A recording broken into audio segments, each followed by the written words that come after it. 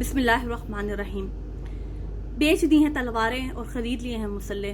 जब पूरी उम्मत मुसलमान के हुक्मरान इस किस्म का किरदार अदा करेंगे तो फिर जो मजलूम मुसलमान हैं वो किससे जाके अपनी फरियाद कहेंगे। फिर मुसलमान के पास आखिरी हरबा यही है कि वो अल्लाह से दुआ करे कि अल्लाह फिर मौजज़ा दिखा, ईसा इब्ने मरियम को भेज या फिर इमाम मेहदी को, क्योंकि तमाम जो हुक्मरान हैं वो नाम के मुसलमान रह चुके हैं। आज हमारी माएँ, बहनें, बेटियां, मेरी जैसी कई लड़कियां हिंदुस्तान के मजालिम सह रही हैं। कश्मीरियों का क्या कसूर है? सिर्फ ये कसूर कि वो कश्मीरी हैं, वो रियासत, वो ज़मीन उनकी है, वो ला इलाहा इल्लल्लाह मुहम्मद रसूलुल्लाह पढ़ते हैं और वो कहते हैं कि हम मुसलमान हैं, हमारा मजहब और तुम्हारा मजहब अलग है, लेकिन हम लोग उसे इंसानियत का मसला बना देते हैं। हम कहते हैं कि ये नहीं, ये मजहब का मसला नहीं है। अगर ये मजहब का मसला नहीं है तो हिंदुस्तान से लेके इसराइल और अमेरिका ये क्यों फलस्तीन में जुल्म करते हैं? ये क्यों लबनान पे इन्होंने हमला किया?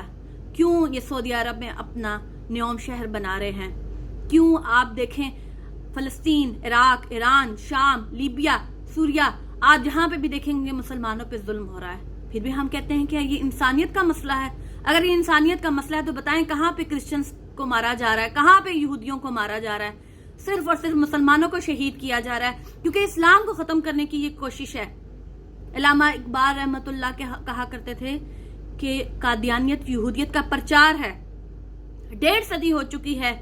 कादियानियत ने अपनी जड़ें ना सिर्फ पाकिस्तान में बल्कि पूरी दुनिया में ऐसी पंजे गाड़ लिए हैं और हम सोई हुई कौम फिर ऐसे ही अलमदीन शहीद और गाजी खालिद पैदा होते हैं।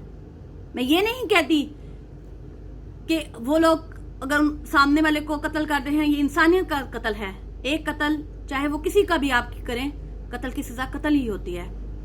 लेकिन जब हमारे नबी करीम सल्लल्लाहु अलैहि वसल्लम के साथ नाम के साथ गुस्ताखी की जाती है तो कोई भी मुसलमान, चाहे वो सेकुलर हो, चाहे वो कोई भी मुसलमान हो, मुसलमान होता है। जब वो कलमा पढ़ लेता है तो वो मुसलमान होता है।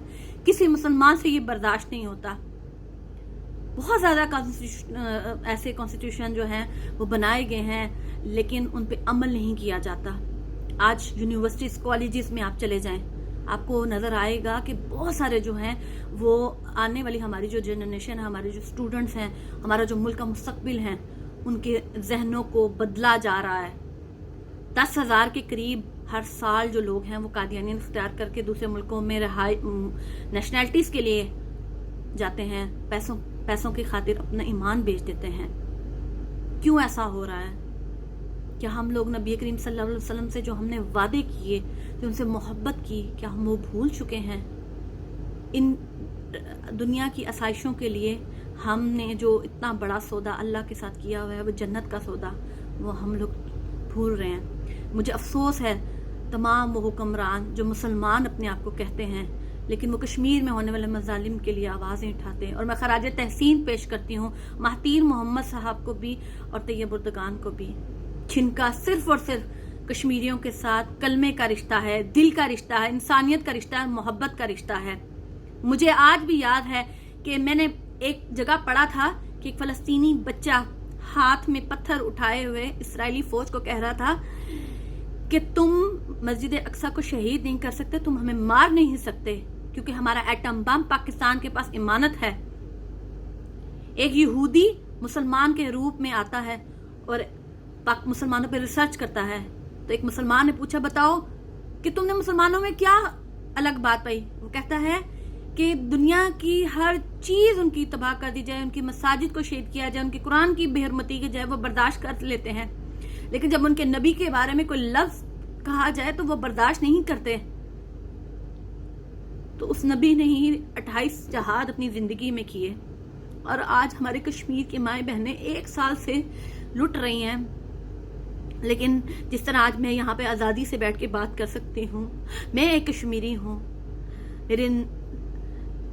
लेकिन मुझे समझ नहीं आता कि हम लोग क्यों उनका दर्द महसूस नहीं कर पाते।